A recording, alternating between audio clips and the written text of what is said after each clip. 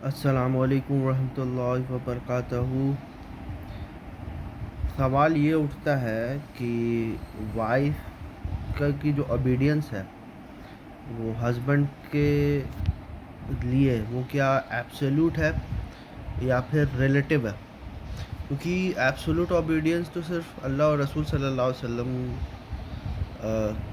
کے لیے ہے، اور رسول کے لیے بھی تب جب وہ اللہ کے ریفرنس سے کوئی بات کر رہا ہے، ورنہ ہمیں حدیثوں میں باتیں مل جاتی ہے کہ کبھی کبھار رسولوں کی بھی باتیں یا پھر نبی صلی اللہ علیہ وسلم کی باتوں کو بھی نہیں مانا گیا ہے۔ ایک ایگزامپل مغیث اور بریرہ کی سٹوری ہے، جس میں بریرہ آزاد ہوتی ہے تو وہ جو ہے اپنے ہسبینڈ سے طلاق لے لیتی ہے، تو رسول اللہ صلی اللہ علیہ وسلم بریرہ کو سمجھانے جاتے ہیں کہ مغیث تم سے کتنا پیار کرتا ہے، تو بریرہ بولتی ہے یا رسول اللہ کیا آپ مجھے آرڈر دے رہے ہو؟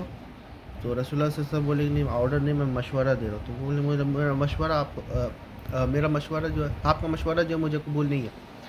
تو اس سے ثابت ہوتا ہے کہ ایبسولوٹ اوبیڈینس جو ہے وہ رسول اللہ صلی اللہ علیہ وسلم کی بھی تب ہے جب وہ اللہ کے ریفرنس سے کوئی بات کرے یا کسی چیز کا حکم دے اللہ کے اذن سے۔ اگر وہ بھی نہیں ہوا تو پھر رسول اللہ صلی اللہ علیہ وسلم کی مشورہ کو بھی بریرہ نے ریجیکٹ کر دیا۔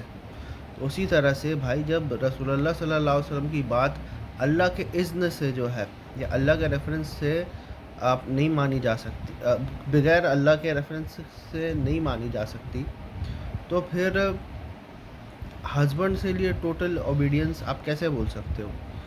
یہ جو قرآن کی آیتیں ہے، پہلے اس سے اگر سٹارٹ کریں تو قرآن تو یہ کہتا ہے وَعَاشِرُونَ بِالْمَعْرُوف کہ اپنے وائفس کے ساتھ اچھے طریقے سے رہو۔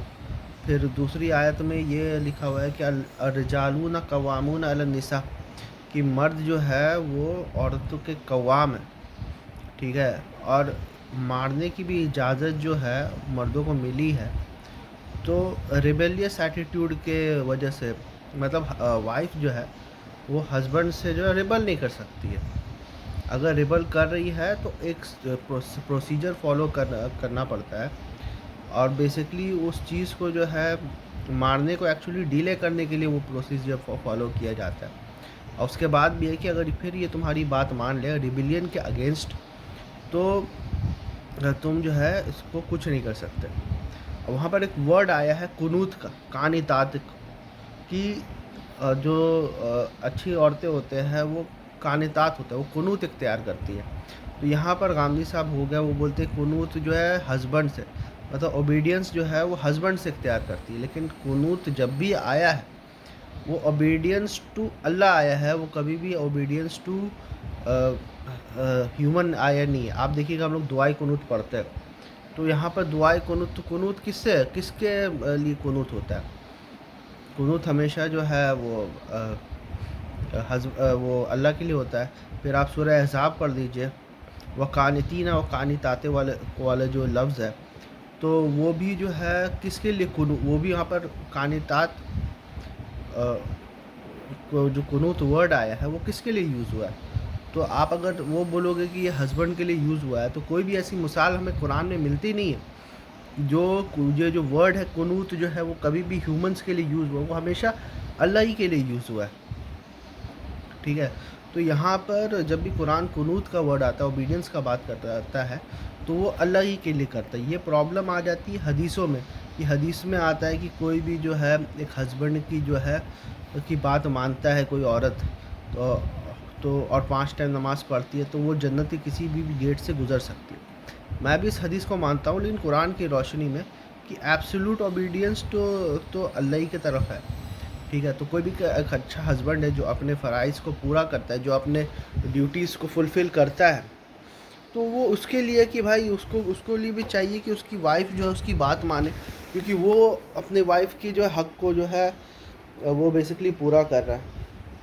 تو ظاہر سی بات ہے اس کو بھی چاہیے کہ وہ اپنے ہسبینڈ کے حق کو پورا کرے۔ تو رائٹس آف ہسبینڈ کے متعلق تو ایک دم صحیح حدیث ہے۔ دوسری حدیث آتی ہے کہ میں اگر سجدہ کو حلال سمجھتا تو وائف کو بولتا اپنے ہسبینڈ کو سجدہ کرے، جو حق جو ہے اللہ سبحانہ تعالیٰ نے رکھا ہے ہسبینڈ کے لیے۔ اب یہ جو حدیث ہے نا، یہ قرآن کے خلاف جاتی ہے۔ کیوں قرآن کے خلاف جاتی ہے؟ کیونکہ یہاں پر دکھا رہا ہے کہ ہسبینڈ جو ہے وائف سے بہت زیادہ اوپر ہے، اور دوسرے اور حدیثوں میں آتا ہے کہ ہسبینڈ کا حق اتنا زیادہ ہے کہ اگر اس کے بدن سے پیپ بھی نکل رہا، پس بھی نکل رہا ہے نا، اور وائف اگر اس کے پس کو چاٹ بھی رہی ہے نا، تب بھی اس کے حقوق ادا نہیں کر سکتی۔ اب یہ دونوں حدیث جو ہے قرآن کے خلاف جا رہی ہے، کیوں؟ کیونکہ یہاں پر ہسبینڈ کو کچھ زیادہ ہی، اور ایون ایک اور حدیث ہے، بہت فیمس حدیث ہے، جس میں زیادہ تر عورتیں جو ہے جہنم میں جائیں گی، کیوں؟ کیونکہ وہ اپنے ہسبینڈ کے ناشکری کرتی ہے، ٹھیک ہے؟ اب یہ تینوں حدیث جو ہے ظاہراً جو ہے وہ قرآن کے اگینسٹ ہے۔ کیوں اگینسٹ ہے؟ کیونکہ قرآن جو ہے بہت کلیئر کٹ بولتا ہے کہ rights of the husband is similar to the rights of women except that husband has 1 degree above them۔ تو قرآن تو یہ بولتا ہے کہ دونوں کے جو رائٹس ہے سملر ہے، مطلب دونوں ایکول ہے، صرف ایک درجہ جو ہے وہ ہسبینڈ کا زیادہ ہے، وہ بھی جو ہے دوسرے آیت میں کلیئر کر دیا کہ الرجال قوامون علی النساء۔ تو جب قرآن کہہ رہا ہے کہ صرف 1 ڈگری ہسبینڈ اوپر ہے ہائرکی میں، تو یہاں پر حدیث جس طرح سے یہ بات بول رہی ہے کہ اگر آپ ہسبینڈ کی بات نہیں مانتے ہو تو آپ جہنم میں جاتے ہو، اور اس کو آپ ایک them as a general statement اگر آپ لیتے ہو، تو یہ تو قرآن کا ہی انکار ہو گیا میرے حساب سے۔ تو اور کسی کی بھی اوبیڈینس جو ہے اسلام میں جو ہے نا ایبسولوٹ نہیں ہے۔ ایون اور بھی ایک اور حدیث ہے جس میں رسول اللہ صلی اللہ علیہ وسلم بولتے ہیں کہ اوبیڈینس صرف معروف میں ہوگی، منکر میں نہیں ہوگی۔ قرآن بھی کہتا ہے واشرون بالمعروف۔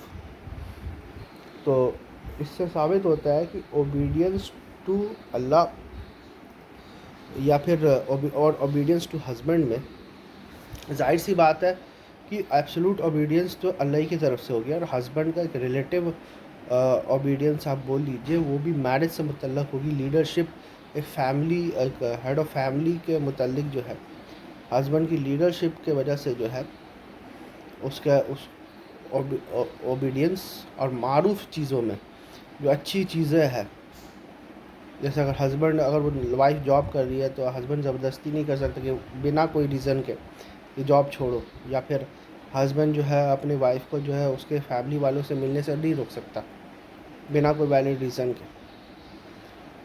اور اس میں بھی جو ہے آپ کو مکالمہ کرنا پڑے گا، آپ جو ہے جسٹ آپ ایک فرمان جو ہے جاری نہیں کر سکتے، آپ کو مکالمہ کرنا پڑے گا، آپ کو شاید ڈسکشن کرنا پڑے گا، تب جا کے آپ کو کنونس کر کے جو ہے اس کو منانا پڑے گا، اچھا ریزن دینا پڑے گا کہ کیوں وہ ایسی بات کہہ رہا اور کیوں اس کی بات کو ماننا چاہیے۔